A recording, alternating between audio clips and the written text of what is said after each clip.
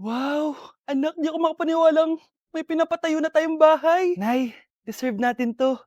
Ang tagal niyo din 'tong pinaghirapan. Ma'am, saan ko po ilalagay 'tong mga semento? Do'n na lang sa gilid, kuya. Sige po, ma'am. Excited na ako matapos 'tong bahay natin, anak.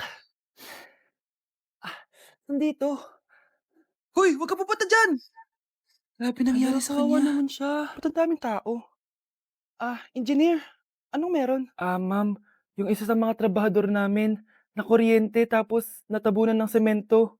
Ayun, namatay. Ha? Paano nangyari yun? May nag-utos ata sa kanya na ilagay yung semento sa gilid. Madami live wire dun eh. Nay. Ang problema, ma'am, kung tatanggalin pa namin yung katawan niya sa ilalim ng semento, baka hindi agad matapos tong bahay niyo. Hindi pwedeng hindi matapos agad tong bahay na 'to. 'Di bale, babayaran ko na lang yung pamilya nung namatay. Nay, sigurado ka ba? Sige po, ma'am. Sige na, ituloy niyo na 'yan. Congrats po, ma'am. Natapos din yung bahay niyo.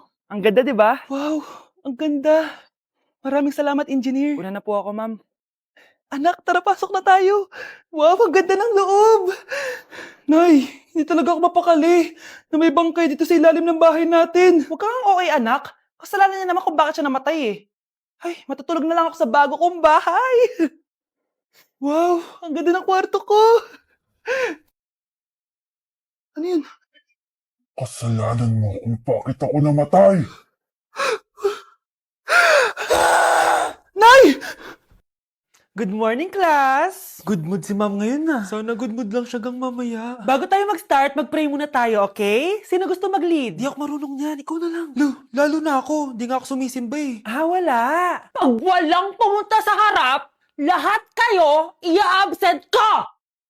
Bes, ikaw na lang. Ma'am, ako na lang po. Madali naman pala kayo kausap eh.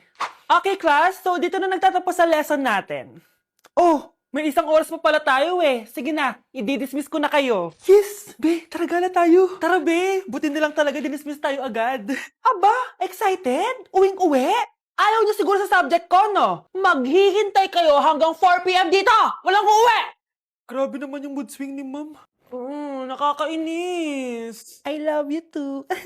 Okay, class. Dahil good mood ako today, hindi tuloy ang quiz at lesson natin. Ay, salamat, magagawa ko na yung assignment ko sa math.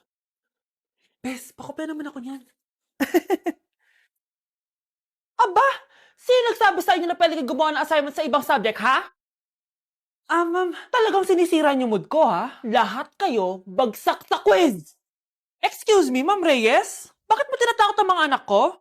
Ma'am, hindi sila matututo kung hindi ko sila tatakutin. Hindi mo kailangan takutin ng mga bata. Kausapin mo sila na maayos. Tama. Tayo ang pangalawa nilang magulang. Dapat maging safe sila sa atin. Gusto mo bang maalala ka nila sa mga pananakot mo? Facts, ma'am. Umayos ka na, ha? Kung ayaw mong isumbong kita sa principal. Deserve. Nay, ang taas ng grades ko, oh. Congrats. Kain tayo sa labas, Nay. Sabi niyo, pag mataas grades ko, kakain tayo. Wala akong time, anak. Nay, nagugutom po ako. Anak, may ginagawa ko. Nay, di po ba kayo magluluto? Ano ba yung anak? Ang tanda mo na, di mo pa rin kaya magluto para sa sarili mo? Kita mo, ang dami ko ginagawa dito. Storbo to. Sige po, Nay. Ako na lang po magluluto. Mari! Oh, Mari, ba't parang takot ka? Ang dami na kasi nawawalang bata sa barangay natin. Yung kapitbahay natin, 4 na araw na nawawala yung anak niya. Baka naman nag-away lang sila tapos lumayas yung anak niya. Basta ikaw, Scarlett, palagi kang mag-iingat ha. Sige po, tita. Masyado ka nagpapaniwala sa fake news, Mari. Nay, tignan niyo po yung drawing ko. Ang ganda anak. Di mo pa naman nakita eh. Nay, punta po kayo sa school bukas. Kakanta po ako sa stage. Oo, sige anak. Pupunta ako pag may free time ako. Talaga, Nay? Yay! Uy, Mare, kakanta anak mo ngayon. Hindi ka ba pupunta? Hindi na siguro, Mare. Marami pa akong gagawin. Hinihintay ka nun. Pagbigyan mo na, minsan lang. Naku, Mare, sagabal lang yun sa trabaho ko. Sige na, marami pa akong gagawin, no? Nasaan ka na ba, Nay? Malapit na akong tawagin. Hindi ka mahal ng nanay mo. Mahal ako ng nanay ko! Tao po. Bakit po, sir? Kayo ba yung nanay ni Scarlett? Opo. Ma'am, nawawala po yung anak nyo. Ano? Si Scarlett? Aware naman siguro kayo na maraming nawawalang bata dito sa barangay natin, ma'am. Scarlett? Yung iba, ma'am, hindi na namin nahanap. Napakawalang kwenta mong nanay. Disturb mo yan. Mga anak, maganda ba? Oh, mawawala ako ng 3 araw ah. Nay, kailangan ba talaga tumuloy doon? Importante yun, anak. Minsan lang ikasal yung kumare ko, no? Tsaka sa Cebu siya gagawin, di ba? Shala. Basta Nay, mag-ingat ka ha. Oo naman, anak. Huwag ka mag-alala. O siya, naalis na ako. Mga kapatid mo, ah.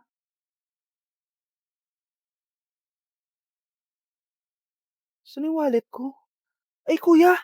Balik tayo sa bahay. Nakalimutan ko yung wallet ko. Ano ba yan? Maliliit na ako. Ano ba yan? Oh, ano ba yan? Oras na.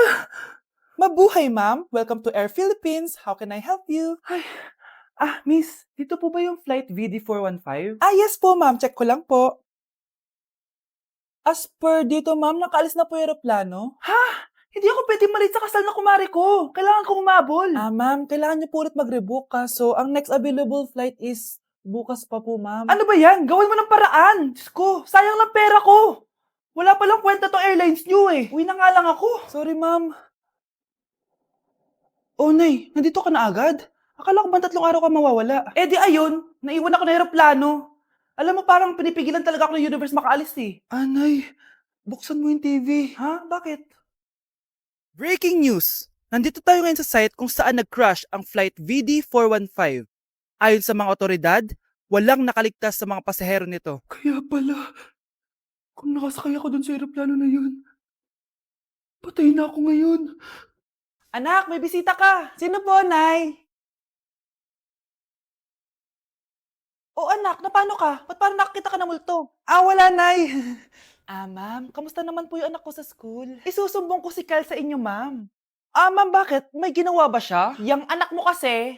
Ano po, ma'am? Napakagaling, oo. Masipag at matalino yan sa school, ma'am. Opo, tama, Nay. Buti naman. Akala ko kasi kung ano na ginagawa nito eh. Kaso ano, ma'am?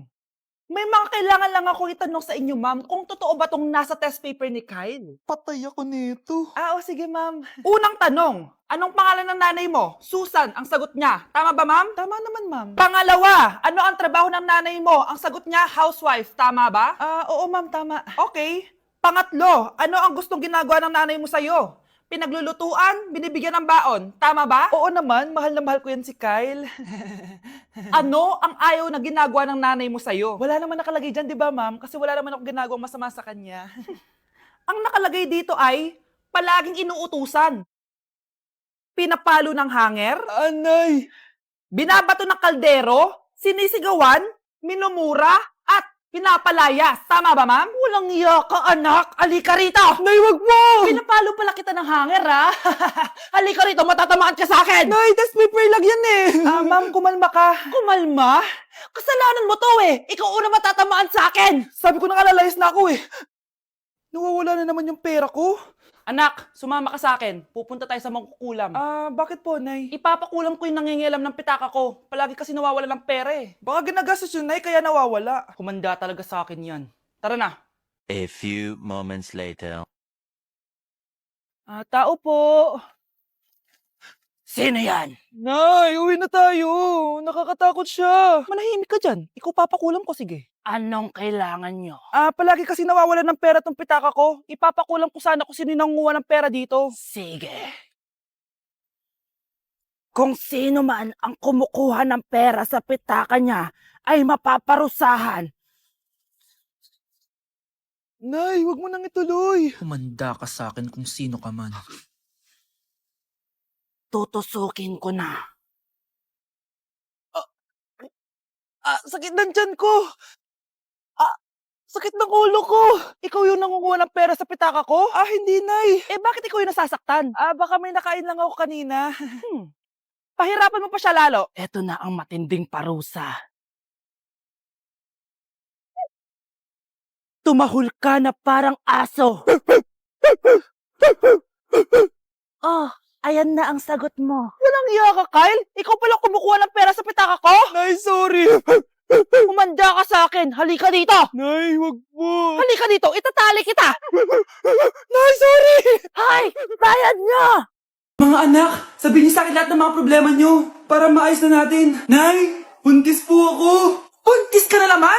Ibang level na yung kaharatan mo, Sorry, Nay. Kumalagi ako nabubuntis. Last mo na yan for today's video. Aba, nakailang buntis ka na. Kalma mo yung Oh, Nay, bagsak po ako sa school. Ha? Bagsak? Hindi ko na talaga alam bagol ko sa inyo eh. Sorry po, Nay. Babawi na lang po ako sa susunod. Aba, dapat lang. Baka gusto mong bawiin ng buhay dyan. Nay, ampun lang ako. Oo, anak. Sorry, tinago ko sa'yo. Paano niyo nagawang magsinungaling sa akin? Pero okay lang, basta bilhin niyo ako ng bagong cellphone. Oo, ito anak, bagong cellphone. Thank you, Nay! Nai-stress ako sa inyo. Pero buti na lang, meron ako pang pawala ng stress. Ano yan, Nay? Mobile Legends. Ang lakas ko na dito. Tara, laro tayo mga ate, kuya. Mas masaya kapag madami. Sabi nga nila, we is better than me. Ako magbubuhat sa inyo, ha. Ako pinakamagaling dito, eh. Tsaka may nakuha akong bagong skin ni 1-1. Dun sa 515 event ng ML. Hay naku, sali na kayo sa ML BB Creator Base. Mag-submit na kayo ng video tapos, pwede na kayo manalo ng iba't ibang rewards from ML. Oo, yan na. Game na, bilis. Yan, go, go, sige. Yan na, manalo na tayo. Kapulin mo, kapulin mo.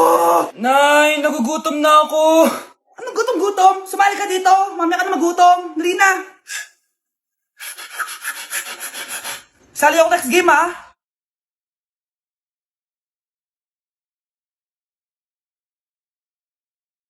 Let's breaking the mirror.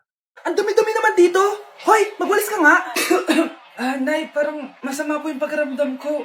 Wala akong pake. Dumadahilan ka na naman ha. Oh, magwalis ka. Sige po.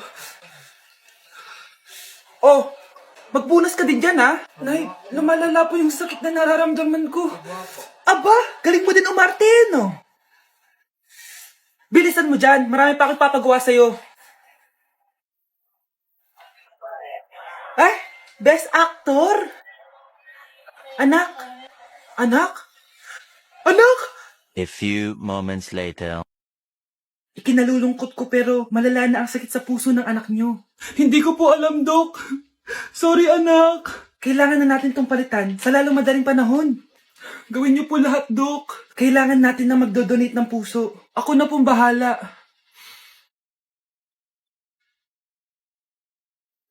Nay? Oh, gising ka na pala. Nasaan ako?